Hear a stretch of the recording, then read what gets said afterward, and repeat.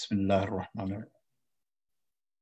ان الذین کفروا سواء علیہم انذرتہم ام لم تنذرہم لا یؤمنون۔ سورہ بقرہ طویل ترین سورہ قرآن حکیم کا ہے، اور چونکہ ہماری ویکلی گفتگو میں بھی کچھ فاصلے آتے رہے مجالس کے اور دیگر ایام کے، تو لگ بھگ ماہ سیام ختم ہونے کو آ پہنچا، لیکن ابھی ہم آج چھٹی اور ساتویں آیت سورہ بقرہ کی آپ کے سامنے تلاوت کر رہے ہیں، کیونکہ آیات کے مطالب و معانی اتنی گہرائی رکھتے ہیں کہ جب ہم لفظ تفسیر استعمال کرتے ہیں تو پھر انہیں سرسری چھو کے گزر جانا تفسیر نہیں کہلائے گا، صرف ترجمہ کہلائے گا۔ بے شک۔ تو یہاں تک میں نے سنجیدگی سے دیکھا ہے کہ یہ کتنا عرصہ چاہیے، تو ہمیں کافی مہینے اگر یہ سلسلہ چلتا رہا تو مزید کئی ماہ لگیں گے کہ ہم پہلے سورہ بقرہ کو قریب آ کے سمجھ سکیں، کیونکہ بے شک اس میں جو موضوعات ہیں وہ بہت ہی اہم موضوعات، بے شک قرآن کا کوئی موضوع بھی غیر اہم نہیں ہے۔ پھر دوسری بات یہ ہے کہ ابھی ہم ایک ایک آیت کی تفسیر سے نہیں گزر رہے، کہ اگر ہم ایک ایک آیت کی تفسیر شروع کریں تو پھر ایک سال کا وقت بھی کم رہے گا کہ اگر ہم ایک ایک لفظ اور ایک ایک آیت کو تفسیر کے عنوان سے بیان کریں۔ ہم موضوعات کے حوالہ سے تقسیم کرتے ہوئے اپنی گفتگو کو سورہ بقرہ کے موضوعات، مین بڑے بڑے ٹاپکس، انہیں تقسیم کرتے ہوئے اور پیش کرتے ہوئے سرسری گزر رہے ہیں، اور چاہتے ہیں کہ مطالب ذہن نشین ہو جائیں۔ اور مقصد اس سیشن کا یہ ہے کہ ایک ذوق پیدا ہو کہ لوگ خود بھی قرآن حکیم اور اس کے مطالب و تفسیر، ترجمہ، اس کے مطالعہ کی طرف بڑھیں اور محسوس کریں کہ یہ کتاب صرف ثواب کے مقصد سے پڑھ لینا کافی نہیں، اس کتاب کو اللہ نے ایک مضمون کی صورت میں، ایک سبجیکٹ کی صورت میں نازل فرمایا، اور اس میں ایک سبجیکٹ نہیں ہے، اس میں کائنات کے سارے مضامین پر گفتگو کی گئی ہے، اور وہ انسان کی علمی تربیت اور عقلی بلوغ اور بلندی معرفت کے لیے ان مضامین کا پڑھنا، آنکھوں سے پڑھنا اور سمجھنا یا سننا اور سمجھنا ہر حوالے سے بہت اہم ہے۔ یہ آیت جس کا ذکر کیا میں نے کہ ان الذین کفروا سواء علیہم، دیکھیے پہلی آیتیں جو پچھلی گفتگو میں جن پر بات ہوئی، اس آیت سے پہلے تک یعنی چھٹی آیت تک اللہ نے مومنین اور متقین کی خوبیاں بیان فرمائیں۔ اچھا یاد رکھیے قرآن حکیم بے ربط کتاب نہیں ہے، سبحان اللہ۔ یہ ہمارا قرآن سے دوری کا اثر ہے کہ ہم سمجھتے ہیں کہ اچانک ایک موضوع سے پروردگار دوسرے موضوع میں داخل ہو جاتا ہے، بے جبکہ شک وہ خالق کلام ہے، اس سے بڑا مصلحت اور مقصد کو پہچاننے والا دنیا میں کوئی ہو ہی نہیں سکتا کائنات میں۔ تو یہ غیر ممکن ہے کہ وہ ایک کتاب نازل کرے اور اس میں ارتباط نہ ہو مضامین میں، اس میں کمیونیکیشن گیپ ہوں کہ پہلے کچھ کہہ رہے تھے اور پھر کچھ کہہ دیے۔ اور یہ بات جب میں بطور طالب علم قرآن حکیم کو دیکھتا ہوں اور اس نگاہ سے آیتوں پہ غور کرتا ہوں تو انتہائی روحانی کیف محسوس کرتا ہوں، اس دریافت کو، وہ جو صحیح کرنی پڑتی ہے ایک بندے کو، کہ میں ربط کو جو میری عقل خام میں نہیں آ رہا، میں اس ربط کو اپنی عقل سلیم سے تلاش کرنے کی کوشش کروں. وہی عقل خام جب ربط کو پا لیتی ہے کوشش کے بعد، تو اللہ کا لطف ہوتا ہے کہ وہی خام عقل سلیم ہو جاتی ہے. یہ قرآن حکیم کے معجزات میں سے ایک ہے کہ آپ تفکر کریں تو در کھلتے چلے جائیں گے، ورنہ وہی خام عقل رہ جائے گی کہ جو لفظ کو ترجمے سے آگے نہ سوچ سکے اور نہ پیغام کی اسپرٹ تک پہنچ پائے. قرآن حکیم اب یہاں بھی میں آپ کی توجہ اسی نقطہ کی طرف متوجہ کروانا چاہتا ہوں کہ آپ غور کریں کہ وہاں گفتگو ہوئی کہ ہدی للمتقین الذین یؤمنون بالغیب، وہ متقین کی نشانیاں تھیں، اور گزشتہ گفتگو تک ہم نے ان نشانیوں پر گفتگو بھی کی. جیسے وہ 6 آیت ختم ہوئی جو مومنین کی نشانیوں پر مشتمل تھی، تو اچانک ایک بات شروع ہو گئی، ان الذین کفروا سواء علیہم انذرتہم ام لم تنذرہم لا یؤمنون. اب جو سرسری دیکھتا ہے قرآن کو اور قریب نہیں آتا، اپنے دل کو قریب نہیں کرتا سبجیکٹ کے، اسے یہی لگے گا کہ اچھا پہلے وہ بات ہو رہی تھی اور اب اچانک کافروں کی بات ہو رہی، اور وہ بات شاید نہیں تھی، حالانکہ بعد میں کئی بار پھر مومنین پر گفتگو ہوئی. لیکن اگر آپ حقیقت میں دیکھیں اور غور فرمائیں تو یہاں یکدم 6 یا پہلی 5 آیتوں کے بعد، معاف کیجیے گا، پہلی 5 آیتیں وہ تھیں جو پچھلی مجلس میں پچھلی گفتگو میں بیان ہوئی. آج ہم نے 6 اور 7 آیت پڑھی ہے. تو یہ ان میں کیا کنیکشن ہے؟ وہ مومنین کی نشانیاں تھیں، متقین کی، اور پھر اچانک کافروں پہ بات شروع ہو گئی. تو حقیقت میں وہ نشانیاں بیان، اب ربط کہاں ہے؟ وہ نشانیاں بیان کر دینے کے بعد پروردگار نے کہا ان الذین کفروا. کافر کون؟ صرف وہ نہیں کہ جو تعارفاً کافر معروف ہیں، یہ اینٹیٹی کے لحاظ سے ہم اہل اسلام انہیں مل کر کافر کہتے ہیں. اللہ نے کئی مقامات ایسے کہ جہاں صرف انہیں مخاطب کیا ہے، اور کئی مقامات، زیادہ مقامات ایسے ہیں قرآن حکیم میں کہ جہاں بظاہر اینٹیٹی آف اسلام میں رہنے والوں کو بھی کفرو کے لفظ سے یاد کیا، اس لیے کہ انہوں نے جزوی طور پر احکام الہی کو قبول کیا. اللہ سبحان اللہ.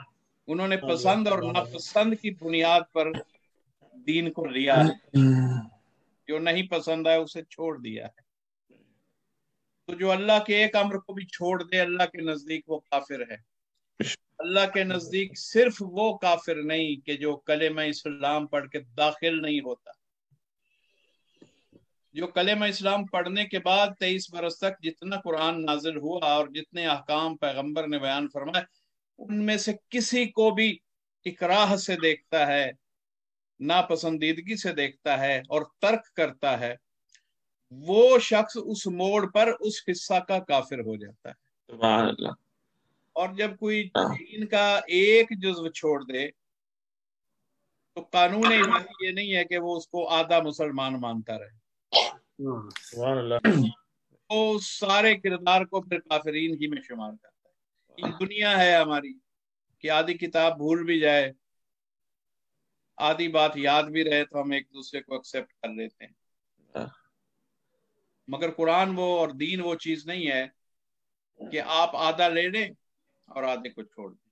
اس پر کئی بار قرآن حکیم میں آئی انہی لفظوں سے کہ ما آتاکم الرسول فخذوہ وما نہاکم عنہ فانتہوا.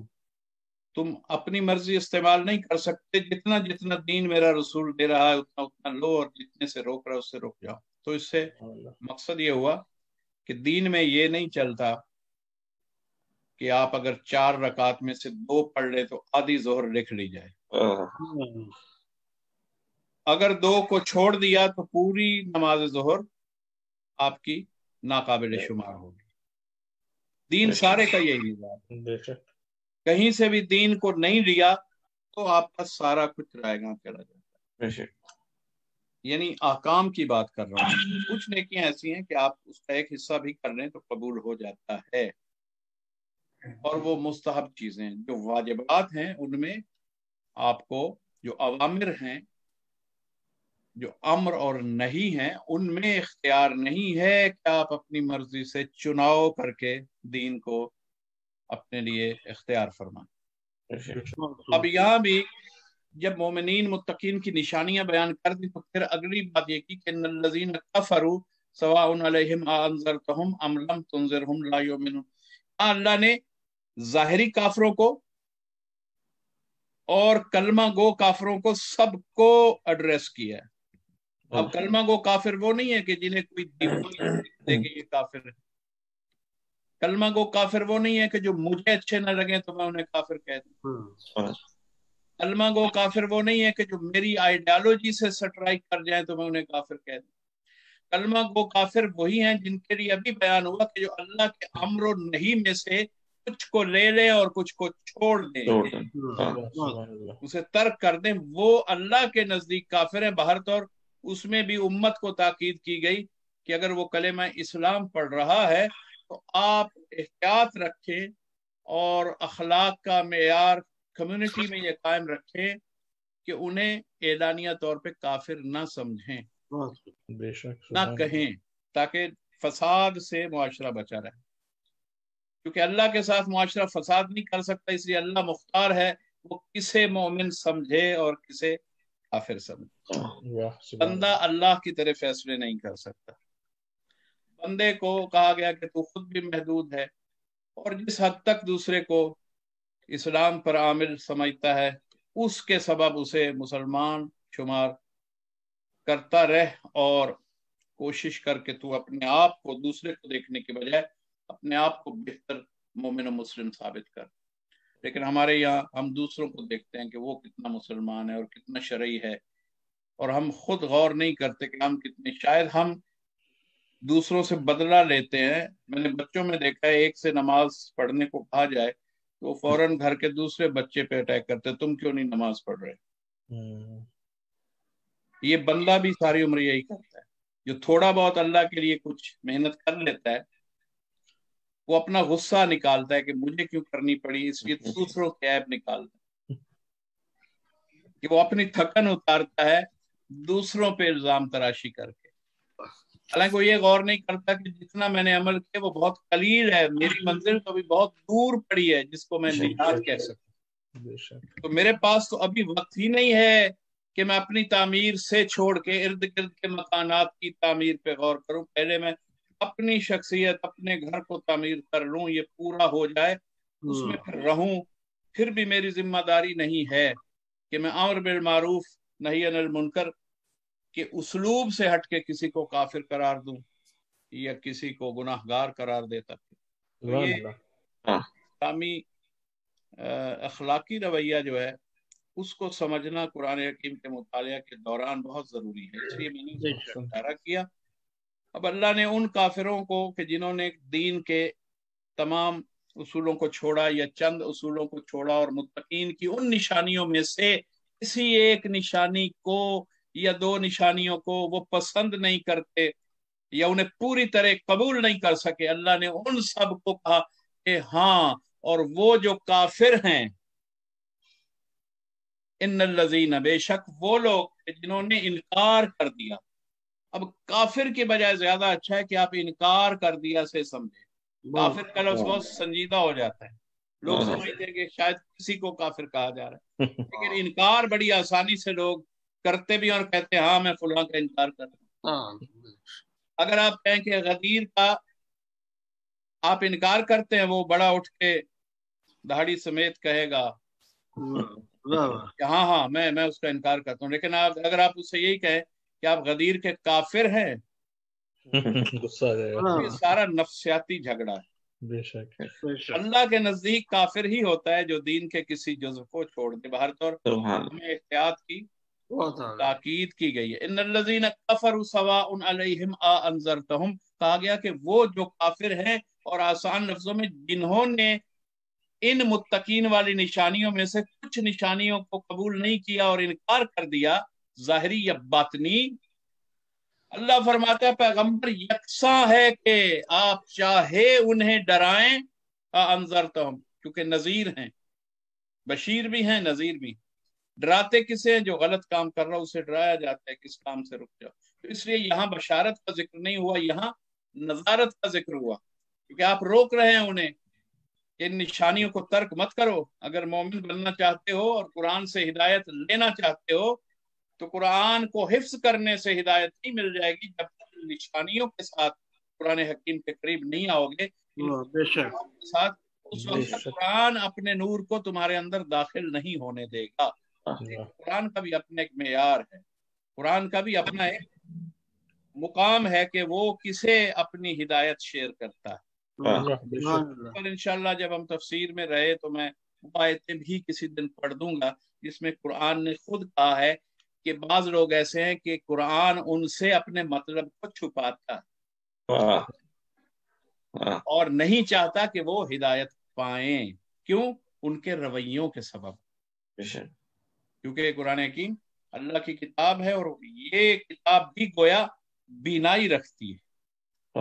اب جب اس کتاب کے قریب آتے یہ زندہ کتاب، یہ ہر شخص کو پہلے جائزہ لیتی کیسا شخص میرے پاس آیا ہے، اب میں آیت کے مفہوم کو کتنا کھولوں اس پر۔ جیسے معصوم اور رسول ظرف دیکھ کر مضامین عطا کرتے تھے، اسی طرح قرآن کا بھی وہی مزاج ہے جو پیغمبر کا مزاج ہے صلی اللہ علیہ وآلہ وسلم۔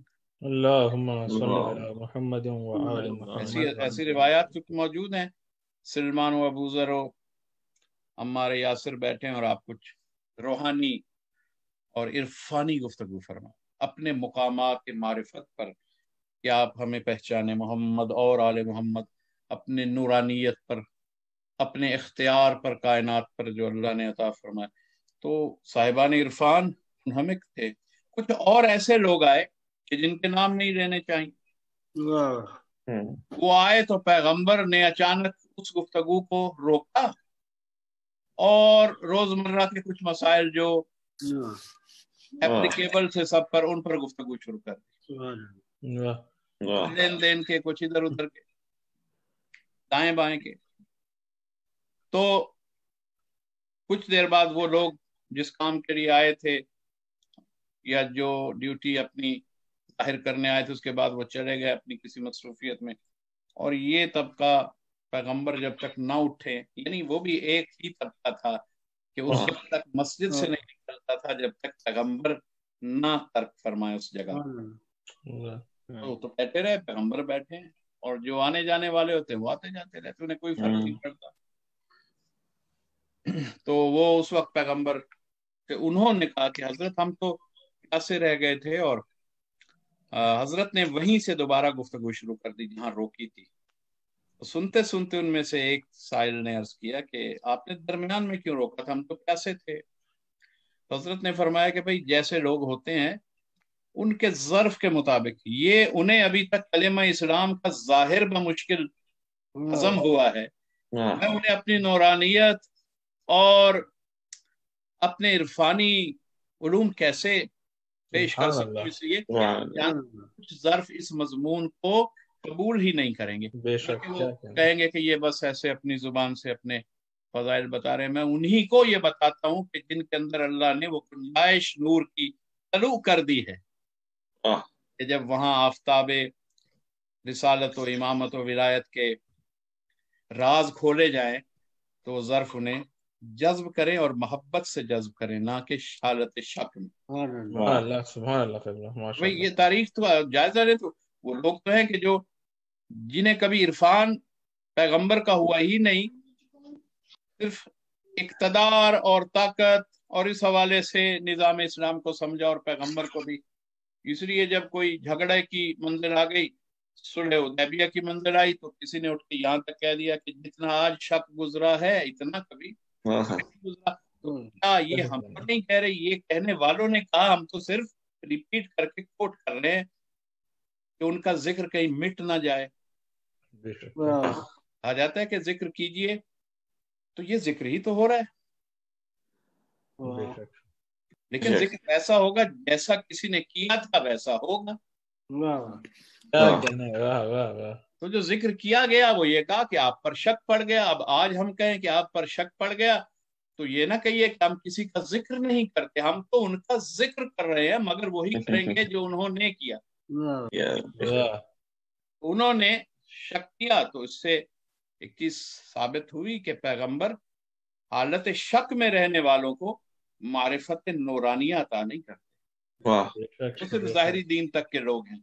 और यहाँ भी ये फरमाया कि उन्हें आप डराएं या न डराएं, जो चीज जिसके दिल ने कबूल ही नहीं की या उसका मुनकर हो गया, उसका काफिर हुआ है, वो उस पर ईमान नहीं लाएगा।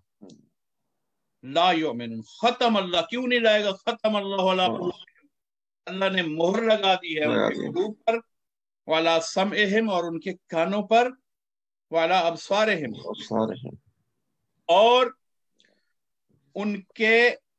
उनकी निगाहों पर, उनकी आंखों पर भी मोहरें लगा दी हैं। और ऐसा अल्लाह क्यों करता है? वलहुम अज़ाबुन अज़ीम, और उनके लिए अज़ाब अज़ीम भी है। अच्छा, पहली मंजिल तो ये कि जिसके मोहर लग जाए, इस अज़ाब अज़ीम में सिर्फ आखिरत का अज़ाब नहीं है, जिसको मोहर लग चुकी है वो भी अज़ाब ही का हिस्सा है। मोहर लग गई और उसे आयात और कलाम रसूल समझ में नहीं आता, वो उसका अजाब शुरू हो चुका है। आसिद का अजाब असद से शुरू हो चुका है, फिर भी वो बेचारा कयामत का इंतजार कर रहा है। क्या कहना, हालांकि असद जलना, तो जलने का अजाब तो शुरू हो चुका है। बेशक, क्या कहना है, बेहतरीन होगा। तो जो अल्लाह से, अल्लाह के रसूल से, या मासूमीन से, या किसी मोमिन से, या किसी भाई से, किसी अजीज से जल रहा है, वो अल्लाह से तौबा के लिए कोशिश करे कि मैं अभी से क्यों जल रहा हूँ, या अल्लाह अभी तो आखिरत भी नहीं आई और मैं अभी से जल रहा हूँ। और अगर वो उसी हालत हसद में मर जाए तो आप क्या समझते हैं कि वहीं से सीधा जन्नत में चला जाएगा? कि जो यहाँ जिंदगी में जल रहा था तो अपनी कैफियत को छोड़ नहीं सकता, जो हालत उसने इख्तियार की थी खुद चुने हुए अजाब से, उसे कौन निकालेगा? जो कानों पे मोहर लग जाए, किसी के कानों पे और कल्ब पे, तो वो हालत अजाब में है। हाँ, मगर अल्लाह चूंकि दरे रहमत को, रहमान है, रहीम है, बंद नहीं करता, इसलिए इम्कान का दर खुला रखता है कि अगर कल का मुनकिर आज भी ताइब हो जाए, तो तौबा को वसीला बनाया कि वो उसके गुनाहों की मुआफी का सबब बन जाएगी। अगर ताइब ना हो और रिपेंट ना करे तो फिर क्या है? उसका कोई इलाज नहीं है। अल्लाह कहता है कि उसके दिल पे ऐसी मोहर है कि वो कभी हटी नहीं।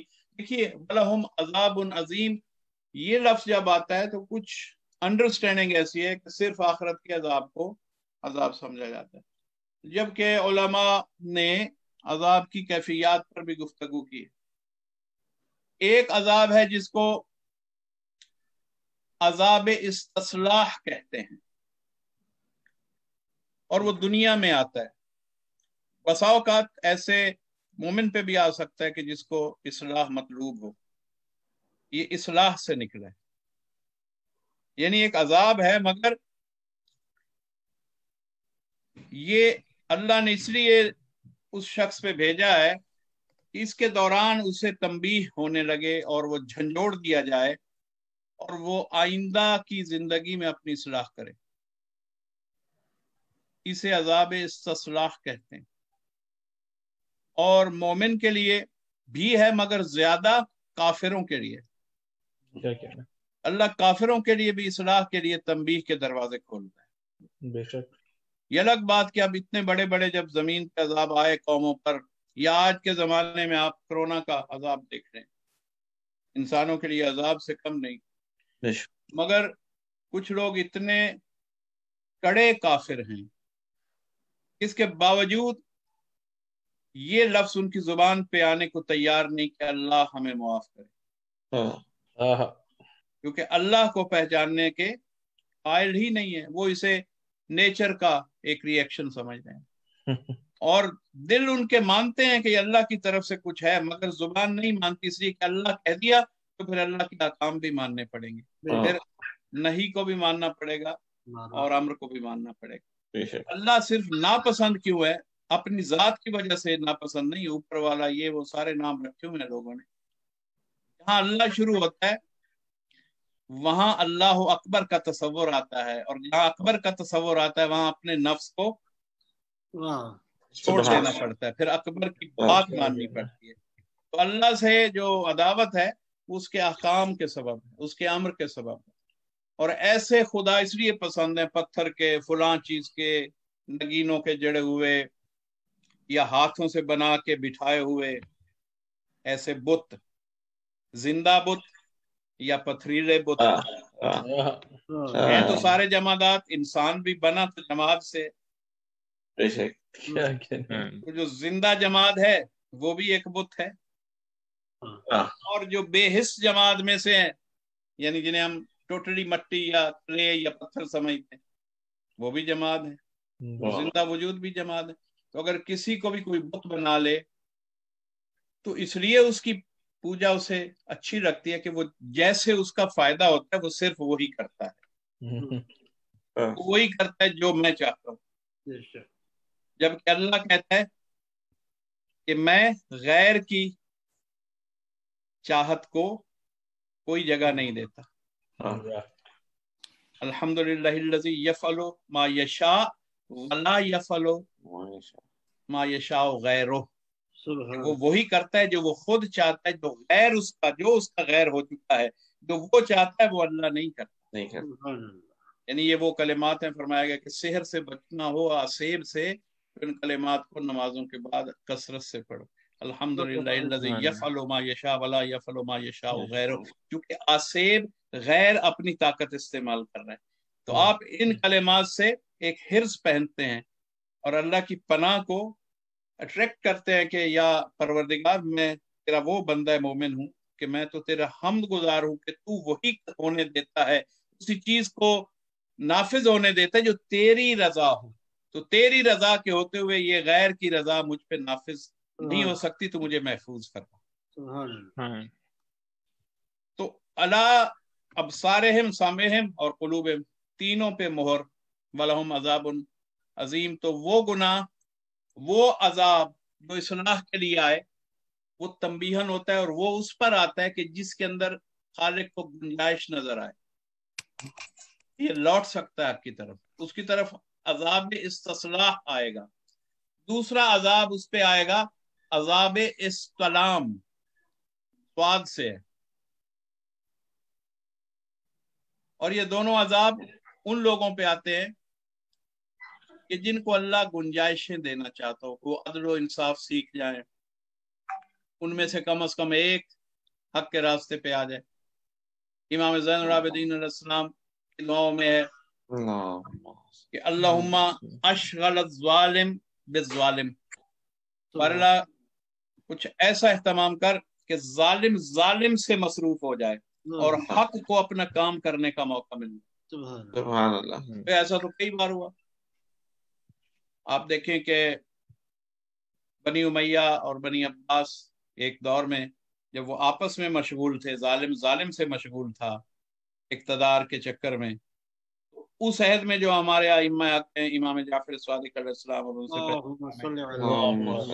امام محمد باقر علیہ السلام، ان دو ائمہ کو زیادہ وقت مدینے میں بیٹھ کے تبلیغات کرنے کا کیسے ملا کہ بہت عرصہ ایسا ملا کہ جس میں وہ انتقام آل محمد سے نہ لے سکے اور آپس میں الجھے رہے۔ یہ ابھی ایک سپر پاور امریکہ اور صدام کی مثال ظاہر ہے، وہ اپنے مقام پہ طاغوت تھا، وہ اپنے مقام پہ طاغوت، لیکن اشغل الظالم بالظالم، ایک دوسرے کو مٹائے. اور اس میں اللہ بسا اوقات یہ پہلو پیدا کرتا ہے کہ شاید ایک کی اصلاح بھی ہو جائے، مگر اگر دونوں اپنے قلوب پہ مہر کو طاری رکھیں اور توبہ پھر بھی نہ کریں، عبرتیں دیکھ کر بھی توبہ نہ کریں، تو پھر ان کے لیے کوئی گنجائش نہیں. آپ دیکھ رہے یزید کا لشکر آیا ہے مکہ پہ چڑھائی، اور وہاں بھی ایک طاغوت بیٹھا ہے عبداللہ بن زبیر. تو اس کی نسبت کوئی تاریخ دان کہہ دے تو کہہ دے کہ ہاں شراب نہیں پیتا تھا، یہ نہیں، مگر طاغوت اس لیے کہ وہ اپنی رضا کو دین حق سمجھتا تھا، اپنی مرضی کو دین سمجھ رہا تھا، اور اس کی نسبت مختلف کردار تھا، مگر اپنی قسم کا طاغوت الگ تھا. وہ یزید اپنی قسم کا طاغوت تھا. اشہر الظالم بالظالم کی مثال موجود ہے. اور وہی وہ عرصہ تھا کہ جب سید الساجدین علیہ السلام فیض امامت کو لوگوں تک پہنچا سکے، چونکہ ظالم سے مشغول ہو گیا. اب سامعین محترم، یہ چونکہ یہ آیتیں کثرت سے ہیں، اور آپ نے دیکھا کہ اگر ہم آیتوں پہ گفتگو کرتے ہیں تو اپنی مرضی سے طول نہیں دیتے، اور آپ کا حق یہ ہے کہ اس کو وسط کے ساتھ پیش کیا جائے، اس کے ارد گرد کے نکات کو لے آنا فکر میں، اسی کا نام ہے تفسیر. اس سے ریلیونٹ چیزوں کو ساتھ بیان کرنا تاکہ وہ موضوع پوری طرح کھل جائے. تفسیر یہ نہیں کہ قرآن کی آیتوں پہ پردہ پڑا ہوا، تفسیر یہ کہ ہماری آنکھوں پہ پردہ پڑا ہوا. تفسیر سے ہم اپنی آنکھوں کا پردہ ہٹاتے ہیں. قرآن کی آیتیں تو مبین ہیں. بے شک. تو سورہ بقرہ کی ابتدائی 4 آیتیں مومنین کے لیے ہیں جو گزشتہ گفتگو میں گزری. اس کے بعد 2 آیتیں جو یہ ابھی میں نے پڑھی ہیں یہ کافرین کے لیے، اور اس کے بعد 13 آیتیں مسلسل منافقین پر ہیں. ماشاء اللہ. اور منافقین پر اللہ نے 13 آیتوں میں بہت سے زاویوں سے گفتگو کی، لیکن آج میں منافقین والے حصے کو درمیان میں روک کے آگے جا رہا ہوں، چونکہ کچھ اور اہم ترین موضوع چھوٹے جا رہے ہیں. اور منافقین کو سمجھنا بھی بہت ضروری ہے، کیونکہ اس وقت معاشرے کا سب سے جو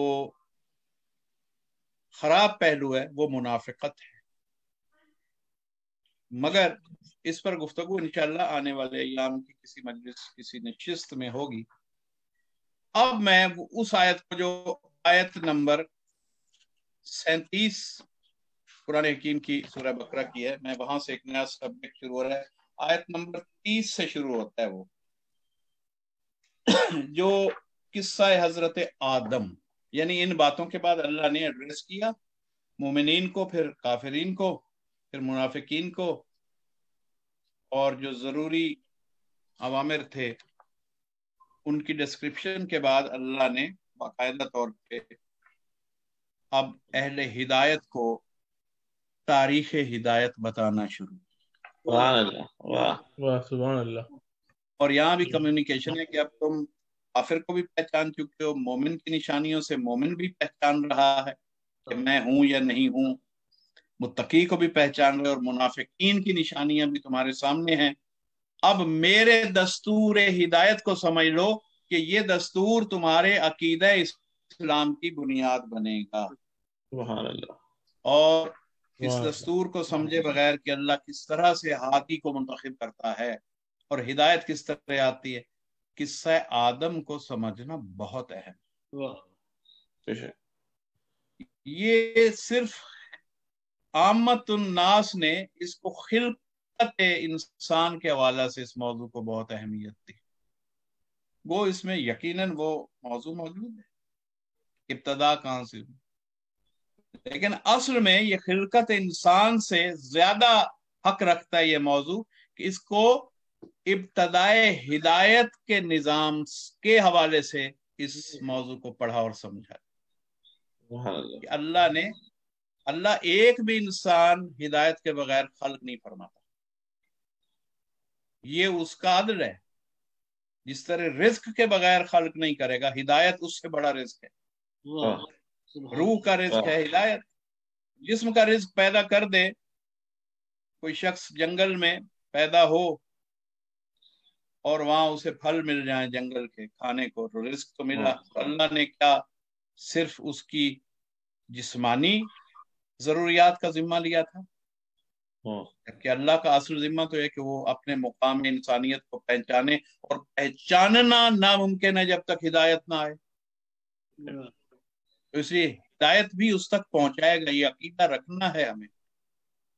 اور یہ صرف عقیدہ خیالی نہیں، پریکٹیکل، اس کو جا کے کوئی ریسرچ کرے کہ فلاں مقام پر ہدایت پہنچی تو کیسے پہنچی۔ اللہ نے کوئی نہ کوئی سبیل ہدایت وہاں ضرور بھیجی ہوتی ہے، جہاں ہم سمجھ رہے ہوتے ہیں کہ یہاں تو کوئی پیغمبر بھی نہیں آیا، کوئی امام بھی نہیں آیا، لیکن ہو سکتا ہے ان کے نوابین میں سے، نائبین میں سے، یا ان کے مبلغین میں سے، ان کے کارکنوں میں سے کوئی نہ کوئی بندہ ضرور وہاں پہنچا ہوگا کہ جس نے پیغام حق کو پہچانوانے کی کوشش کی ہوگی، مگر چونکہ ختم اللہ کچھ لوگوں کے قلوب پہ مہریں ہوتی ہیں، وہ غور نہیں کرتے۔ یہاں اللہ نے پہلا بندہ خلق کیا تراب سے، اور پہلے بندے کو ہدایت کے بغیر اس لیے نہیں چھوڑا کہ اسی کو نبوت دے دی، کہ آدم خود ہی صاحب نبا ہو، صاحب نبا ہو گیا تو نبی ہو گئے۔ تو جناب آدم کو ہدایت ودیت کر دی۔ تو اس سے ایک اور بھی اللہ کا راز سمجھ میں آتا ہے کہ اگر کوئی ایسے ماحول میں اللہ بندہ پیدا کر دے کہ جہاں بظاہر ہادی موجود ہی نہ ہو، تو پھر نبا یا الہام یا القاء کے ذریعہ اس شخص کو متوجہ ضرور کرے گا ہدایت کی طرف، کیونکہ یہ حجت ہے اس پر، اس کی ذمہ داریوں میں سے۔ آدم کو خلق کیا، اور پھر آدم کو جب وہ ہستیاں دکھائیں جو اس سے بھی پہلے تھیں اور اشباہ کی صورت میں تھیں، انوار کی صورت میں تھیں، اگر آدم کی ہدایت اپنے لیے ناکافی تھی تو پھر آدم سے پہلے ان ہادیوں کا وجود آدم کو دکھا دی، کہ جو کائنات کے اصل ہادی، انبیاء کے بھی ہادی ہیں، انوار خمسہ، اول ما خلق اللہ نور، وہ نور اصل ہادی نور ہدایت ہے۔ اور جناب آدم کو جب اس نور کی زیارت کروائی اور آدم میں معرفت ہوئی ان انوار کی، تو پھر اللہ نے کہا کہ اب ان اسماء کا اسم، ان اسماء کا علم جو ہے وہ ظاہر کرو، اور اے فرشتو اگر تم بھی جانتے ہو تو پھر اپنی فضیلت پہ اترا لو، ورنہ فضیلت اس علم کی بنا پر ہے جو اس وقت آدم کے پاس ہے۔ سبحان اللہ۔ اچھا، یہ اسماء کی بحث انشاءاللہ کل کی گفتگو میں ہوگی۔ میں آج اس میں جو آیت نمبر 37 ہے، درود پڑھیے محمد والے،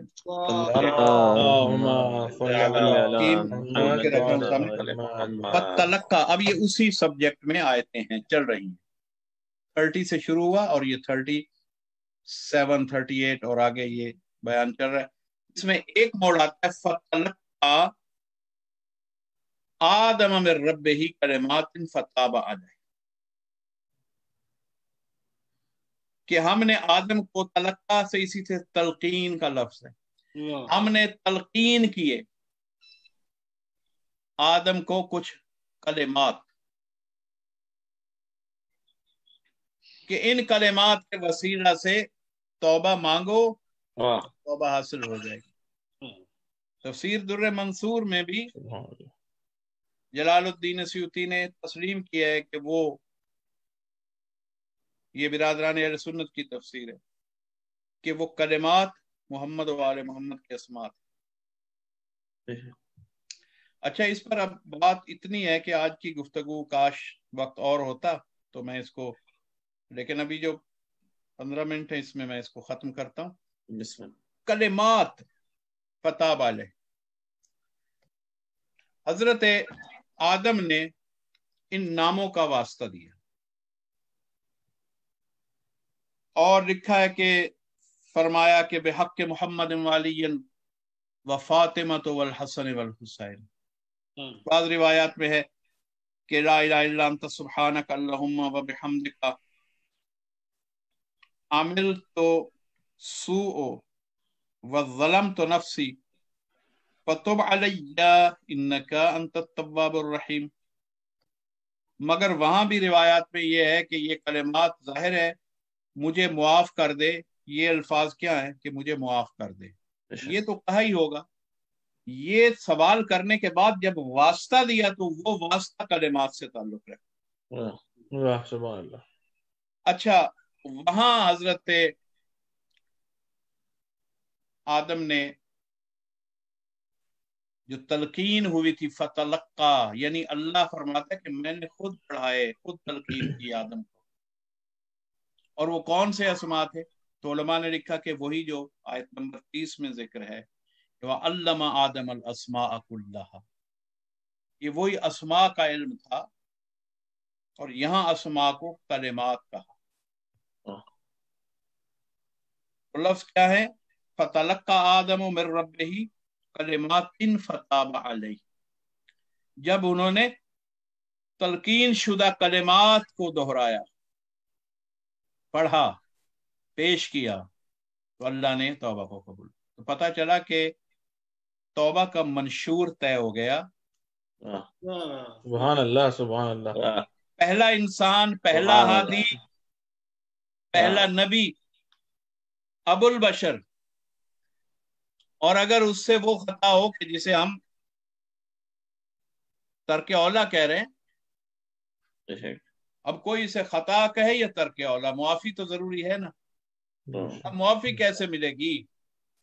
تو معافی کے لیے ایک اللہ نے قانون سمجھا دیا کہ اے فرزندان آدم، اپنے باپ سے آداب توبہ سیکھ، منشور توبہ سیکھ. کہ انہوں نے کچھ نام اور میں نے خود تلقین کر رکھے ہیں یہ نام، لہذا جو میرے تلقین کردہ اسماء ہیں اور کلمات ہیں، انہی کو جب میں آدم سے انہیں سنے بغیر جسے ہاتھوں سے بنایا اسے معاف نہیں کرتا، عمری مخلوق ہے اسے معاف نہیں کرتا. تم تو تخلیقی بندے ہو، تمہیں کیسے معافی مل سکتی ہے؟ یعنی آدم کے نالائق بیٹے کو کیسے معافی مل سکتی ہے جب آدم جیسی ذات کو صفی اللہ جی نے بنایا، ابو البشر بنایا، فرشتوں سے سجدہ بھی کروا دیا، اتنی عظمتیں دینے کے بعد بھی ایسے معظم کی غلطی اگر معاف ہوتی ہے تو واسطہ کچھ ایسی ہستیوں کے اسماء کا ہے کہ جنہیں اللہ کلمات کہتا ہے. ان ہستیوں کو واسطہ پیش کرنا ضروری ہو گیا کہ اس کا مطلب ہے کہ اب آدم اپنی بلندی تو دیکھ چکے ہیں کہ ملائکہ سجدہ کر رہے ہیں، لیکن جب تک آدم کو اپنے سے بلند ہستیوں کا، علیین کا علم نہیں ہوگا اور ان کے مقام و فضائل کو نہیں پہچانے گا، اس وقت تک صرف اپنی بلندی دیکھ کر کسی کی توبہ قبول نہیں ہو سکتی. سبحان اللہ. صرف اپنی نمازیں دیکھ کے سمجھے کہ میری توبہ. جب آدم دیکھ دیکھ کر بھی اپنے سر پہ، اپنے عمل کے سر پہ مسجود ملائکہ ہو کر ایک چھوٹی سی غلطی پہ اگر پکڑ لیے جاتے ہیں تو انسان سوچے کہ میں اپنی نمازوں پہ صرف اپنی نمازیں پیش کروں، اپنی بندگی، اپنے داڑھی پیش کروں، اپنے ماتھے کی محراب پیش کروں، اپنی ٹوپی پیش کروں، اپنا جبہ پیش کروں، اپنا امامہ پیش کر کے میں کہوں کہ ہاں بھائی ارے دیکھ میں تو تیرا بہت مقرب بندہ رہا ہوں، زندگی میں میں نے بہت کام کیا ہے دین کے لیے، مجھے معاف کر دے. نہیں، اللہ کہے گا نہیں، اپنی بلندیاں مت پیش کر، تیری بلندی یا پستی جو بھی ہے وہ تو میری نگاہ میں ہے، مجھے وہ واسطے پیش کر جن کی میں خود تلقین کر چکا. سبحان اللہ. میں دیکھنا چاہتا ہوں کہ تیری فکر ان واسطوں کے متعلق کیا ہے، تیرا ادراک ان کی معرفت میں کہاں تک پہنچا ہے. ان کا ادراک کر لینا وسیلہ توبہ بن جاتا ہے. سبحان اللہ. یعنی وہ ایسی ہستی ہیں. اچھا، اب گفتگو تھوڑی سی علمی کہ بحث جہاں ہوتی ہے کہ وہ کلمہ، وہ تو بھائی اللہ نے انہیں کلمہ کیسے کہا؟ اب یہ جو ہمارے مختلف علماء ہیں اور جو مفسر ہیں وہ اس چیز پہ اعتراض کرتے ہیں عالم اسلام کے، یعنی عامت المسلمین کی طرف سے، کہ انہوں نے اس کا کچھ مفہوم لکھا ہے۔ کسی نے کہا چیزوں کے نام یاد کروا دیے، پلیٹ کا واسطہ، درخت کا واسطہ، فلاں کا واسطہ۔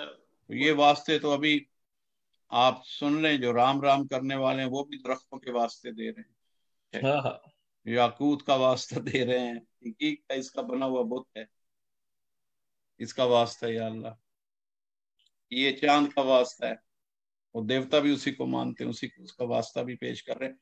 یہ چیزوں کے نام نہیں ہے کہ لوہے کا واسطہ، لکڑی کا واسطہ، مرغے کا واسطہ، نہاری کا واسطہ، نہیں، یہ نہیں ہے۔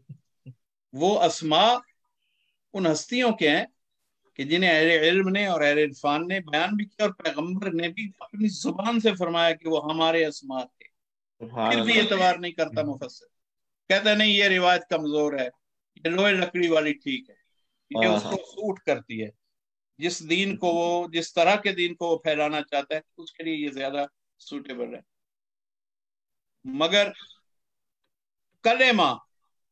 کلمہ دو مفہوم رکھتا ہے، ایک تو کلام سے ہے کلمہ، جو عمومی مطلب ہے۔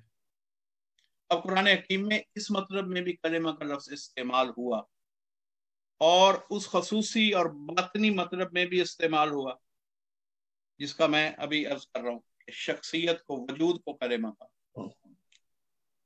وَكَلَّمَ اللَّهُ مُوسَىٰ تَكْلِيمًا، سورہ نساء کی آیت ہے۔ اس میں اللہ نے موسیٰ سے اللہ نے کلام کیا جو حق تھا کلام کرنے کا، اللہ نے یہ فرمایا۔ اس میں وہ عمومی معنی میں استعمال ہوا کہ جو کلام کیا تو اس کو تکلیمہ، کلمہ، اسی سے کلمہ ہے، جو کیا ہوا کلام ہو وہ کلمہ ہے، اور جو کیا جا رہا ہو وہ کلم، اور جو کر رہا ہو وہ متکلم۔ میں نے نا یہ لفظ روٹ ورڈ ایک تو امام موسیٰ کاظم علیہ السلام نے فرمایا، توحید میں شیخ صدوق علیہ الرحمہ نے لکھا کہ بنی اسرائیل کے منتخب افراد حضرت موسیٰ علیہ السلام کوہ طور پر لے گئے تھے، انہیں نیچے کھڑا کیا اور خود کوہ پر گئے اور کہا کہ تم دیکھنا، چونکہ وہ مطالبہ کرتے تھے دیدار کا اور چاہتے تھے کہ آپ ہمیں بھی سنوائیں کس طرح اللہ سے کلام کر، تو انہیں کھڑا کیا اور کہا دیکھنا، اللہ سے جا کے التجا کی، بارے لا کلام کر اور اس طرح کر کہ یہ لوگ بھی دیکھیں اور سنیں۔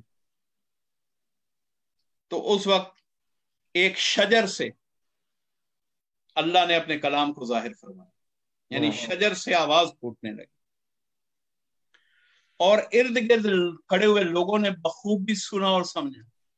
انہیں شک تھا کہ شاید ایسے ہی کہتے ہیں، انہوں نے دیکھا کہ واقعی انہوں نے بھی پوری طرح چھان بین کر لی کہ اور تو کوئی ذی روح موجود ہی نہیں ہے، صرف ہم لوگ ہیں اور اکیلے موسیٰ ہیں اور کچھ نہیں ہے، اور آواز منوان صرف درخت کے اندر سے آ رہی ہے، تو انہیں ماننا پڑا کہ اللہ کلام کر رہا ہے۔ تو آج کل کے کم عقیدہ مسلمان سے وہ بنی اسرائیل کا بگڑا ہوا اسرائیلی بہتر تھا کہ اس نے اس کے بعد یہ نہیں کہا کہ نہیں یہ تو جادو ہے، کیونکہ پیغمبر جب معجزے دکھاتے تھے اور ائمہ تحریر، تو کئی لوگوں کی آواز تاریخ میں ریکارڈڈ ہے کہ یہ محمد اور محمد کے گھرانے کا جادو ہے، اسلام لانے والوں نے کہا، اور میں واقعات پیش کروں تو پریشانی پیدا ہوگی، اس لیے نہیں کر رہا، مگر کہا گیا اور کتابوں میں موجود ہے۔ اور انہوں نے یہ نہیں کہا کہ یہ جادو ہے، انہیں یقین ہوا کہ یہ جو درخت سے آواز آ رہی ہے یہ قوت گویائی دینے والا اللہ ہی ہے اور اسی کا کلام۔ امیر المومنین علیہ السلام نے فرمایا کہ پروردگار عالم نے حضرت موسیٰ علیہ السلام سے آزائے صوت کے بغیر گفتگو کی۔ آزائے صوت کے یہاں ووکل کارڈز ہیں، ساؤنڈ باکس ہے یہاں گلے میں، آج ڈسکور کیا اس صدی میں سائنس نے، مگر شروع سے احساس تو رہا کہ آواز گلے سے پیدا ہو. اناٹمی دیر سے معلوم ہوئی لوگوں کو، لیکن اتنا تو شعور تھا کہ جو بھی آواز آتی ہے گلے سے، اور پھر زبان اس کو لفظوں میں ڈھالتی ہے، تالو اور زبان اور ہونٹ مل کے لفظ کو بناتے ہیں اور وہ لفظ نکلتا ہے. تو سرکار نے فرمایا کہ اللہ نے بغیر اعضائے صوت کے، آواز والے آرگنز کے بغیر گفتگو کی. سبحان اللہ سبحان اللہ. اچھا، دوسرا لطف عجیب ہے، جب میں حضرت کا یہ قول پڑھ رہا تھا تو سرکار کے قول سے جو ایک شعاع پھوٹی، اس نے مجھ پر یہ منکشف کیا کہ وہ اللہ نے جو کلام کیا وہ بغیر اعضائے صوت کیا، اور دوسرا کمال یہ کر کے دکھایا کہ جس سے اپنے کلام کو ظاہر کیا وہ بھی اعضائے صوت نہیں رکھتا، درخت بھی اعضائے صوت نہیں رکھتا. سبحان اللہ سبحان اللہ. تو بے صوت بے اعضاء کا کلام ایک مخلوق سے ظاہر ہوا، مگر وہ اعضائے صوت نہیں رکھتی. وہ مخلوق درخت ووکل کارڈ نہیں رکھتا، ساؤنڈ باکس نہیں رکھتا. تو حضرت نے فرمایا کہ اب میں عرض کرتا ہوں کہ مولا کے جس کے لیے میں نے یہ روایت پڑھی، حضرت نے فرمایا کہ کلام اللہ جس کا نام ہے وہ ایک طرح کا، اگر علی نہ ہوتے تو قرآن پر مجھے لے آئے کوئی دنیا میں انسان کلام علی کو چھپا کے اس سے کہے کہ وہ جسے مانتا ہے اس سے حکمت قرآن کو بیان کرے. جب ہے ہی نہیں تو پھر مقابلہ کیسے؟ سبحان اللہ. تو خود کہہ گئے کہ یہ نہ ہوتے تو ہم ہلاک ہو جاتے. کیا کہنے. لیکن کچھ لوگ اتنے ہلاک ہیں کہ وہ ہلاک ہونے والوں کو تو مانتے ہیں، مگر ہلاکت سے بچانے والے کے ذکر پہ آج تک پردہ ڈال رہے. سبحان اللہ. اب یہ بات نہ قرآن میں لکھی ہوئی ہے نہ حدیث میں کہیں آئی بظاہر. کلام معصوم بھی اسی لیے مقام حدیث رکھتا ہے کہ وہ پیغمبر کی زبان ہی کے پرتو ہیں. بے شک. سبحان اللہ. یہ 12 کے 12، یہ 14 کے 14 جو معصوم ہیں، یہ سارے کلنا محمد کیوں ہم مانتے ہیں کہ یہ وہی کہتے ہیں کہ اگر خود رسول ہوتے تو یہی کہتے. بے شک بے شک. اور حکمت کا معیار بتا رہا ہے کہ حکمت قرآنی بول رہی ہے، حکمت معصوم بول رہی ہے. اور آج بھی یہ مضمون ادھورا رہے گا. میں کلمہ پر باقی گفتگو کل انشاءاللہ عرض کروں گا، لیکن اتنی بات سن لیں کہ امیر المومنین نہ ہوتے تو یہ حکمت ہم تک نہ پہنچتی کہ کلام الہی کس کس صورت میں ہے. آپ نے اس کی قسمیں بتا دی. آپ نے فرمایا کہ ایک تو وہ کلام ہے اللہ کا جو اللہ نے اپنے رسولوں سے فرمایا، جس کی ایک مثال حضرت موسیٰ سے کلام. دوسرا فرمایا کہ وہ بھی اللہ کا کلام تھا جو اللہ نے اپنے رسولوں کے دلوں میں ڈال دیا. یعنی اللہ کوئی خیال جو رسول کے دل میں خیال آئے گا، امام فرماتے ہیں وہ کلام اللہ ہوتا ہے. اس میں کبھی کوئی اور واسطہ نہیں ہے، اللہ کی اپنی آواز بھی نہیں آ رہی، فرشتہ بھی نہیں آ رہا. تو یہ ایک قسم ہو گئی، آواز سے کلام کرے اور کسی چیز سے پیدا کر دے تو اللہ کا کلام. دوسرا اللہ کا کلام کہ رسول ہو اور اس کے دل میں ڈال دے، یا وسیع پیغمبر ہو اور اس کے دل میں ڈال دے، یہ بھی اللہ کا کلام ہے. بے شک. تیسری قسم فرمایا جو خواب میں اللہ کسی نبی اور رسول کو دکھا دے، وہ بھی اللہ کا کلام ہے. بے شک. کہ آج اگر کوئی خواب کا اعلان کرے کہ میں فلاں کو فلاں پہ قربان کرنا چاہتا ہوں، تو کون صاحب عقل اس کو اجازت دے گا؟ مگر جب ایک مرسل خلیل صدیق نے، حضرت خلیل اللہ علیہ السلام نے خواب دیکھا تو عمل کیوں کیا؟ کیا دانائی نہیں تھی؟ کیا کمزور عقیدے کے بندے تھے؟ نعوذ باللہ من ذالک. اللہ نے رہتی دنیا تک پیغمبر آخر الزمان کے دین کو بھی ملت ابراہیم قرار دے دیا. ناز اللہ کو اپنے اس رسول پر. حضرت ابراہیم کا نام ساتھ ساتھ رکھا پیغمبر کے نام کے ساتھ، سید المرسلین کے ذکر کے ساتھ ذکر ابراہیم کو یاد رکھنا پڑتا ہے. حج کیا ہے؟ پورا وہ کام ہے جو ابراہیم نے کیا تھا اسے حج بنا دیا. ابراہیم و اسماعیل اور ان کی اہلیہ جناب حاجرہ، جو انہوں نے افعال کیے اللہ نے دین اسلام کا دائمی رکن بنا دیا. مینا کی قربانی اللہ نے کیوں بنائی؟ امت کے لیے سنت ابراہیم. ساری سنتیں جناب ابراہیم علیہ السلام کی جو پیغمبر تک آئیں اور پیغمبر کے بعد قیامت تک کے لیے رائج ہو گئیں بواسطہ پیغمبر. مگر مبتدی کون ہے؟ حضرت ابراہیم. بس یہاں میں بات ختم کرنے لگا ہوں، یہ جملے سن لیں. جب جو خواب آیا تھا تو کمزور عقیدہ نہیں تھے کہ خواب آیا اور اٹھ کے بیٹے کو ذبح کرنے لگے، کیونکہ پیغمبر تھے، وہ جانتے تھے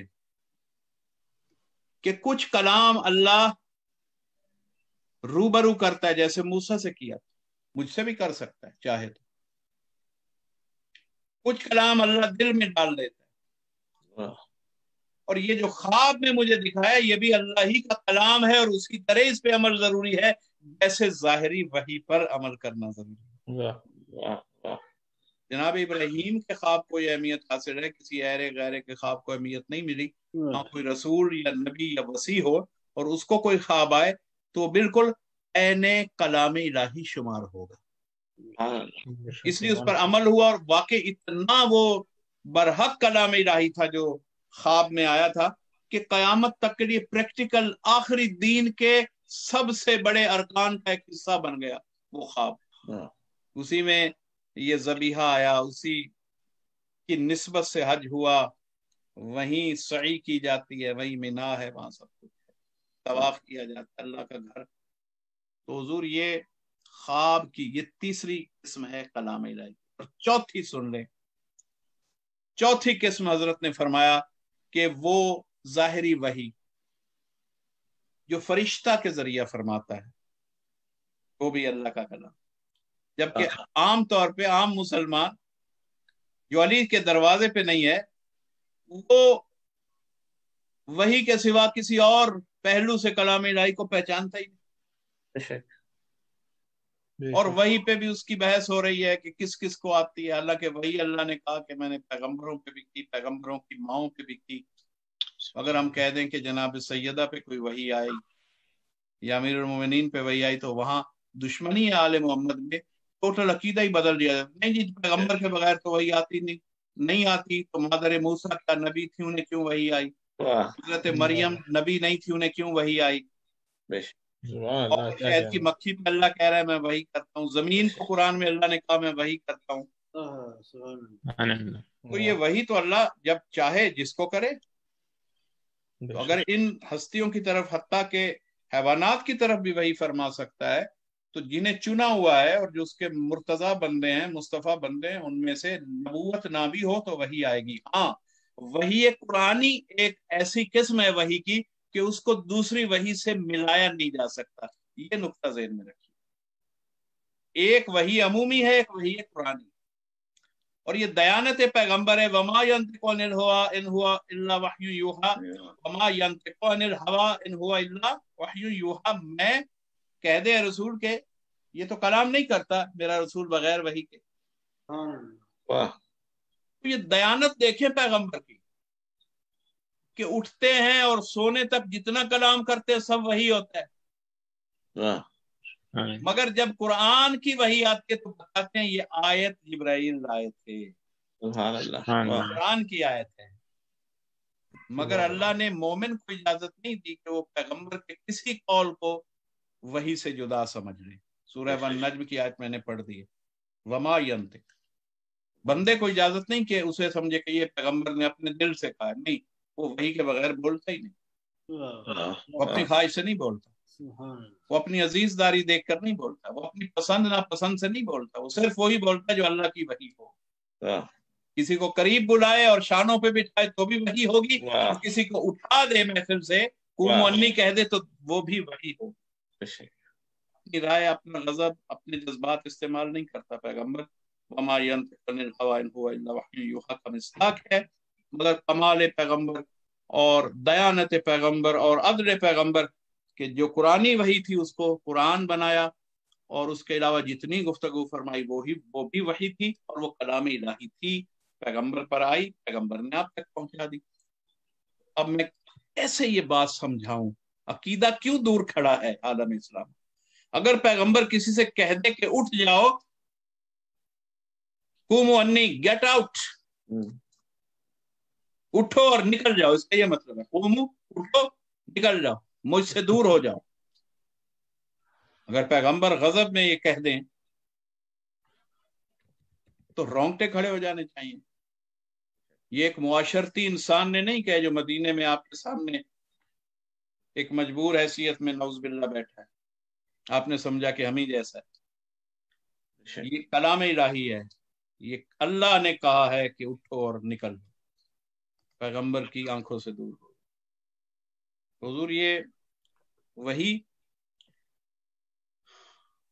جو ہے وہ کس کس صورت میں ہے؟ قرآنی اور غیر قرآنی۔ اور کلام کس کس صورت میں ہے؟ براہ راست کلام الہی، کوہ طور کا کلام، اور پھر وہ خاص کلام جو شب معراج پردہ عرش پہ ہوا، وہاں بھی نہ فرشتہ تھا نہ وحی تھی، اور جس کے لہجے میں ہوا سب جانتے ہیں، کل اس پر گفتگو ہوگی۔ اور یہاں بھی ایک خاص لہجے میں گفتگو ہوئی تھی کوہ طور پر۔ امیر المومنین نے علیہ الصلوۃ والسلام نے خطبۃ البیان میں وہ لہجہ بتا دیا، فرمایا کہ وہ اللہ نے جس کے لہجے میں موسیٰ سے گفتگو کی تھی وہ میرا آخری بیٹا ہے جس کا نام ہے قائم۔ میرے آخری بیٹے کے لہجے میں اللہ نے، تو اب اللہ کسی لہجے میں گفتگو کر سکتا ہے اور کسی مخلوق سے ظاہر کر سکتا ہے اپنے کلام کو، بے شک بے شک۔ تو لہجہ قائم سے گفتگو کرے تو طور سینا کے موسیٰ کریم اللہ کہنا ہے، اور جب علی کے لہجے میں عرش پہ گفتگو کرے تو سید المرسلین صاحب معراج کہنا ہے۔ سبحان اللہ۔ کوئی امامت کو سمجھ نہیں سکا اور کوئی ان مراتب کو نہیں سمجھ سکا، اس لیے کہ صرف تاریخ میں ڈھونڈتے رہ گئے، معرفت قرآنی کی روح سے ائمہ کو نہ پہچانا، نہ ان شخصیات کو پہچانا، نہ ہی پیغمبر کو پہچانا، اور نہ ہی آج تک وسیع کو سمجھ سکے۔ پیغمبر کو اپنے جیسا سمجھا، اپنے جیسوں کو لا کے وسیع بنا کے بٹھا دیا۔ جس نے پیغمبر کو بلند سمجھا اسے ہمیشہ یہ کوشش رہی کہ بلند سے بلند کی تلاش میں رہے، تاکہ جب وسیع پیغمبر کہے تو سر ندامت سے جھکانا نہ پڑے، اجالت نہ محسوس کرنی پڑے۔ اتنے بلند پیغمبر کا وسیع اس جیسا کہ جسے آخری عمر تک خود رسالت پہ شک رہے وہ وسیع ہو سکتا ہے۔ وہ رسول کا ابھی جی فلاں ہوتا، اگر کوئی نبی ہوتا تو فلاں ہوتا، یہ ساری غلطیاں ہیں ان لوگوں نے جنہوں نے یہ روایتیں گھڑی، آج تک مسلمانوں کا قبلہ نہیں درست ہونے دی، مگر یہ روایتیں عقل کی میزان پہ رکھتے ہی فوراً ان کا پول کھل جاتا۔ جو چیز ہے ہی نہیں پیغمبر اس کا شک کیوں پیدا کریں گے؟ اگر کوئی نبی ہوتا، اور خود کہتے ہیں کہ مجھے آخری نبی مانو، اور وہ خود شک پیدا کر رہے ہیں کہ اگر کوئی ہوتا۔ کہ اگر کہنے سے فضائل نہیں ملتے، یہ جھوٹی کوشش کی کچھ لوگوں نے کہ ایسی چیزیں بنائی جائیں، اگر کوئی نبی ہوتا تو فلاں ہوتا۔ اگر فلاں ہوتا بھی خدا نخواستہ، تو جس کو اپنے صلح حدیبیہ کے دن تک نبوت پر سید المرسلین پر شک ہے، ابھی وہ یہ معیار رکھتا ہے کہ وہ خود نبی ہو جائے۔ اللہ نے نبی ان لوگوں کو نہیں چنا کہ جو اچانک مسلمان ہوئے، پوری تاریخ میں آدم سے لے کر سید المرسلین تک آئے۔ ایک بہت بڑا حجت پیش کرو، ایک نبی لے آئے کہ گمراہ آدمی تھے، پیتے پلاتے بھی تھے، سب کچھ کرتے تھے، مگر زمانہ جاہلیت کہہ کہ آپ معاف کر دیں، اور پھر وہ نبی بن گئے۔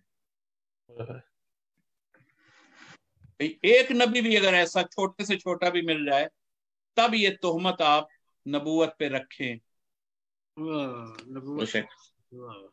کہ بھی فلاں بھی نبی ہو سکتا۔ اللہ کا قانون ہی نہیں ہے کہ جو ایک لمحہ کے لیے خود ہدایت سے خالی ہو وہ دوسرے کا ہاتھی نہیں ہو سکتا۔ اس لیے جناب آدم کو ایک لمحہ بھی ہدایت کے بغیر نہیں رکھا، پہلے نبوت دی، پھر ان کے وجود میں روح پھونکی کہ ایک لمحہ بھی نبا سے خالی نہ ہو۔ یا خود نبی ہو اور یا پھر ان انوار کا مشاہدہ کرے تو اس سے عرفہ ہے اور ان کا واسطہ دے اس کی دعائیں مستجاب. تو اللہ ہادی کے بغیر تو ہادی کو نہیں خلق کرتا, ہادی کے بغیر ہادی کو نہیں خلق کرتا, اس سے بڑا ہادی موجود ہوتا. سبحان اللہ. اور چہ جائے کہ ایک عام شخص کو اچانک نبی بنا دے, یہ کوئی اتفاقیہ تاریخی واقعات نہیں ہے, یہ کوئی الف لیلا کی داستان نہیں ہے کہ آپ کا جی چاہے تو آپ کسی کو فضیلت دینے کے لیے لفظ نبی جوڑنے کے لیے اس طرح کی چیزیں نے. اور اللہ کا اور اللہ کے نبی کا یہ دستور بھی نہیں کہ کسی کو کہے کہ اگر کوئی دروازہ علم ہوتا تو ولی ہوتا. آپ نے کہا میں ہوں شہر اور یہ دروازہ ہے, یہ مجھ سے موسیٰ اور ہارون کی نسبت رکھتا ہے. موسیٰ بھی ہیں, ہارون بھی ہیں, میں بھی ہوں. وہ ہارون موسیٰ تھا, یہ ہارون محمد مصطفیٰ ہے. سبحان اللہ. اللہ کا چہرہ قرآن میں لکھا ہوا ہے, کہا نہیں یہ علی جو ہے اس کے چہرے کو وجہ اللہ سمجھو. یہ نہیں کہا کہ اگر کوئی اللہ کا چہرہ ہوتا تو علی ہوتا. یہ نہیں کہا کہ اگر کوئی ہارون ہوتا میرے لیے تو علی ہوتا. کہا ہے, صرف فرق یہ ہے کہ وہ نبی بھی تھے, اللہ لا نبی بعدی, میرے بعد نبوت نہیں ہے, مگر شرف, فضیلت, مقام, علم, نورانیت وہی ہے جو میری ہے اور جو انبیاء کو عطا ہوتی ہے. معدن الرسالہ ہم اہل بیت النبوہ ومعدن الرسالہ, یہ معدن ہے. تو حضور وہاں تک بات آنی چاہیے کہ نبی ہونے کی شرائط کو آج تک امت نے نہیں سمجھا, اس لیے جسے چاہ منہ اٹھا کے کہہ دیا. حالانکہ یہ اصل توہین نبوت یہ ہے کہ آپ نبی کو 1,24,000 آنے کے بعد بھی عالم اسلام اتنا فقیر ہے اپنی عقل میں کہ نبی کے معیار اور سٹیٹس کو نہیں سمجھ سکا. صرف اس لیے جسے کیوں نہیں سمجھا, سمجھ سکتا تھا, پھر جس کو اپنی مرضی سے خلیفہ اور وسیع کہنا چاہتے تھے پھر وہ وہاں بیٹھ نہ سکتا. اس لیے معرفت نبی کو اتنا کم کیا کہ پھر جس کو لا کے بٹھا دے وہ فٹ ہو جائے. بس یہ راز ہیں قرآن حکیم میں, اور یہ قرآن پڑھنے سے ہی سارے راز کھلتے ہیں. تاریخ کی گواہی بھی کہ یہ صحیح تاریخ ہے یا غلط ہے, اسے چیک کرنے کا بھی سورس قرآن. آپ تاریخ کی روایت کو تاریخ سے مت پوچھیں, قرآن پہ توڑ کے دیکھیں. اگر تو تل جائے تو وہ حق ہے, وہ واقعہ برحق ہے. اور اگر قرآن کہے کہ ایسا نہیں ہو سکتا, ایسا میرا پیغمبر نہیں کہہ سکتا, تو وہ تاریخ منسوب کی ہوئی گھڑی ہوئی جھوٹی تاریخ. وما علینا الا البلاغ. جزاک اللہ قبلہ, ماشاء اللہ. مومن کرام, اگر کسی مومن کا کوئی سوال ہے تو بالکل کریں, لیکن سوال برائے مہربانی مختصر سا رکھیے گا تاکہ جواب بھی اس کا دیا جا سکے. کوئی سوال ہے تو برائے مہربانی بسم اللہ کیجیے.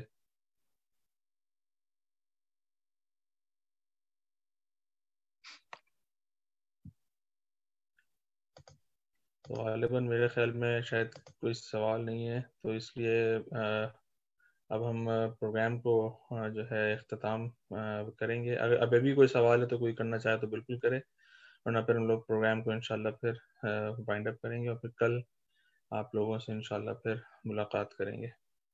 جی ایک سوال ہے, میرے خیال میں محمد علی بھائی کچھ سوال کرنا چاہ رہے ہیں. جی محمد علی بھائی آپ بالکل سوال کیجیے. فضائل کے حوالے سے مولا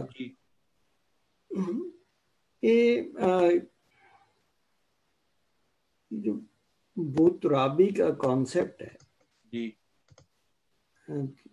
تو اس کی آدم علیہ السلام سے جو نبی صلی اللہ علیہ وسلم کی ایک حدیث بھی ہے کہ نبی آدم بین الماء والطین, ہاں جی, مٹی اور پانی کے درمیان تھے جب میں نبی تھا. تو ظاہر ہے ہمارا تو یہی عقیدہ ہے کہ مولا اس نور کا حصہ ہیں جو جی بالکل انا والی من نور واحد, جی اس کے لیے بالکل. جی تو اس کی پھر کیا ریلیونس ہے اس بوترابی کی؟ دیکھیے تراب حضرت کا अल्लाह ने फरमाया कि मैंने जिस चीज को भी बनाया आम लोगों की तरह मटेरियल रेसिपी से नहीं बनाया। इसके लिए अलग हदीस हैं और तफसीरें हैं कुरान हकीम की कि मैंने अशिया को अदम से खल्क किया, जो चीज पहले नहीं थी उसे बनाया। वहां दो मिट्टियों का जिक्र किया, सिज्जीन और इल्लीयीन, बुरे लोगों की मट्टी, मुअज़्ज़िब कौमों की मट्टी सिज्जीन, और रहमत याफ्ता इनाम याफ्ता मट्टी थी इल्लीयीन, बुलंदी वाली।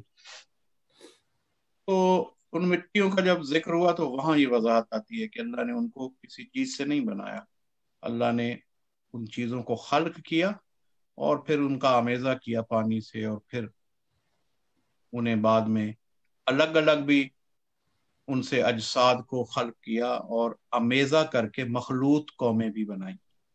अच्छा, ये है जनरल मखलूक के बारे में।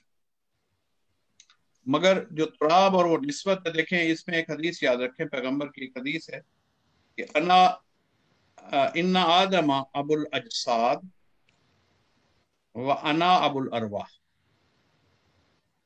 कि आदम जो है वो जिस्मों के बाप है जबकि मैं रूहों का बाप हूँ। सुभान अल्लाह। सुभान अल्लाह।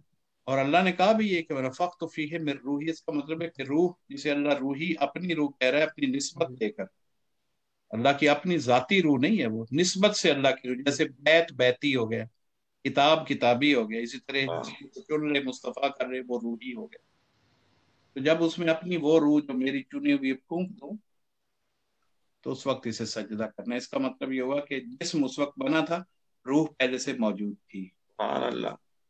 वाह। और वो रूह किसकी थी? वो अनवार मोहम्मद वाले मोहम्मद अलैहिस्सलाम ही को बसूरत रूह वदियत किया। अम्र भी भेजा जिसे रूह कहते हैं, और अनवार भी पेशानी में रखे। और फिर आदम ने जब एक मोड़ पे सवाल किया तो कहा कि ये अनवार थे जिनके सबब तुम्हें मसजूद मलाइका बनाया, क्योंकि मैंने तुम में इन अनवार को, इन मुअज़्ज़म अनवार को रखा था।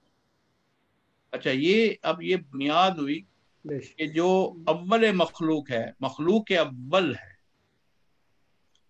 वो कौन है? वो अव्वल मा खलक़ल्लाहु नूरी। फिर पैगंबर ने फरमाया अव्वल मा खलक़ल्लाहुल मा, फिर फरमाया अव्वल मा खलक़ल्लाहुल क़लम, फिर फरमाया अव्वल मा खलक़ल्लाहुल अक़ल। तो किसी ने सवाल किया इमाम मासूम से कि आपके जद से ये जो मुख्तलिफ कलाम आए हैं कि अव्वल पानी को खल्क किया, कहीं का अव्वल माँ को, कहीं कलम को, कहीं अक्ल को, कहीं कहा कि मेरे नूर को, तो ये क्या है? कहीं बाकी कलाम मौजूई तो नहीं है कि घर के किसी ने रख दिया, अपने कहा नहीं सारे मेरे जद के फरमा। उसने कहा फिर ये अव्वल तो एक ही चीज होती है, ये कैसे 6 चीजें करार दी जा सकेंगी वो अव्वल है? फिर तो वो कोई चीज किसी के बाद ही बनेगी। अव्वल क्या है? फरमाया ये कोई फर्क नहीं है, ये सारे अस्मा, ये मेरे जद के अस्मा हैं, उसी नूर के ये नाम हैं। जब अक्ल कामिल के तौर पे जिक्र हुआ तो वो अक्ल अव्वल था।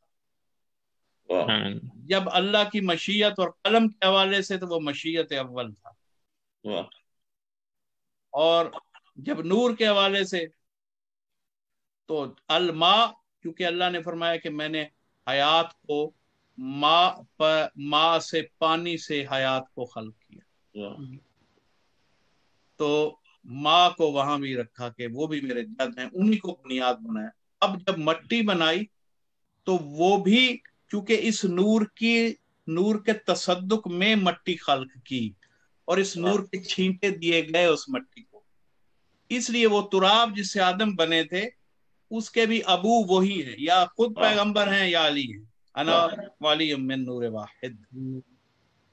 तो ये उसका सबब। बाकी इसमें बहुत सी मजीद तौज़ीहात हैं, वक्त ज्यादा हो जाएगा। मैंने इसका आप साहिब फिक्र है माशाल्लाह, बाकी नुकात आप खुद देख सकते हैं इसके अंदर क्या करें। कल इंशाल्लाह मैं कलेमा के कुरानी उस इस्तेमाल पर गुफ्तगू करूंगा कि जहाँ अल्लाह ने कलेमा को, यहाँ आज कलाम से मैंने सिर्फ उसका इस्तेफादा पेश किया, जहाँ वजूद को और शख्सियात को कलेमा का, तो वो आयात इंशाल्लाह कल मैं पेश करूंगा ताकि अकीदे में कोई कमी ना रहे कि ये कलेमा किसको कहा गया और वो कौन से कलेमात थे जो तौबा का सबब जनाब आदम। جزاک اللہ قبلہ، ماشاء اللہ۔ مومنین کرام، انشاءاللہ آپ لوگوں سے کل پھر 8 بجے پھر ملاقات ہوگی۔ ایک آپ لوگوں سے درخواست ہے کہ برائے مہربانی آپ لوگ اگر ٹائم پہ تشریف لے آئیں۔ میں صرف زوم پہ جو مومنین ہیں میں انہی کا ذکر نہیں کر رہا، فیس بک پہ جو ہمیں لوگ سن رہے ہیں اس وقت، کہ ٹائم پہ انشاءاللہ آپ لوگ تشریف لے آئیں تو پھر ہم لوگ یقینی طور پر پروگرام انشاءاللہ 8 بجے بالکل اسٹارٹ کر دیں گے، تاکہ پھر اس کے بعد سوالات کو ہم زیادہ سے زیادہ لوگوں کے سوالات کو لیا جا سکے۔ تو انشاءاللہ آپ لوگوں سے کل 8 بجے پھر ملاقات ہوگی۔ ایک چھوٹی سی اناؤنسمنٹ ہے کہ کل دوپہر میں 12:15 بجے قرآن خوانی ہے اور 1 بجے مجلس ہے۔ یہ جو ہے ہمارے برادر عرفی ہاشمی صاحب کے چھوٹے بھائی سید شریف الحسن ہاشمی صاحب، جن کا کل انتقال ہوا ہے پاکستان میں، ان کے ایصال ثواب کی یہ بہت بڑا المیہ ہے اس گھر میں۔ بالکل مالک والدہ صاحب گھرانے کو جی والدہ کے ابھی چیلم بھی نہیں ہوا کہ بھائی کی وفات ہو گئی ہے لاہور میں ہی۔ جی بالکل شریف الحسن صاحب پرسوں ان کی کل وفات ہوئی ہے۔ جی 3 دن سے ہم ان کے لیے پریشان تھے، وہ کچھ سیریسلی سک تھے۔ مالک ان کے درجات بلند کرے اور اس گھرانے کو امان دے اور صحت اس گھرانے کے افراد کو۔ یہ تو پہلے بڑا پریشان تھے والدہ کی وجہ سے، جی والدہ کی وجہ سے بڑا ڈسٹرب تھے۔ بس آپ دیکھیں عوامل کیا تھے، امر الہی یہی، بس لاہور اور پاکستان کا کچھ ماحول بھی ایسا ہے کہ جو ان کی تکلیف تھی اس کا پراپر علاج نہ ہو سکا، اور 3 دن اس حالت میں انہیں صرف کرونا وارڈ میں رکھا گیا کہ شاید کرونا نہ ہو۔ اس کی وجہ سے جو مرض تھا وہ تھی لنگز انفیکشن ہی ہوئی تھی انہیں، وہ ملٹی پلائی کر گیا، اور اینڈ میں یہ بھی پتا چلا کہ he was negative with corona. یہ سانحہ ہو رہا ہے پاکستان میں، قتل کے برابر ہو رہا ہے، اس میں ڈاکٹرز اور حکومت سب ملوث ہیں۔ مریضوں کو ایک آڑ میں رکھ دیا جاتا ہے، لاوارث بنا دیا جاتا ہے کتنے دن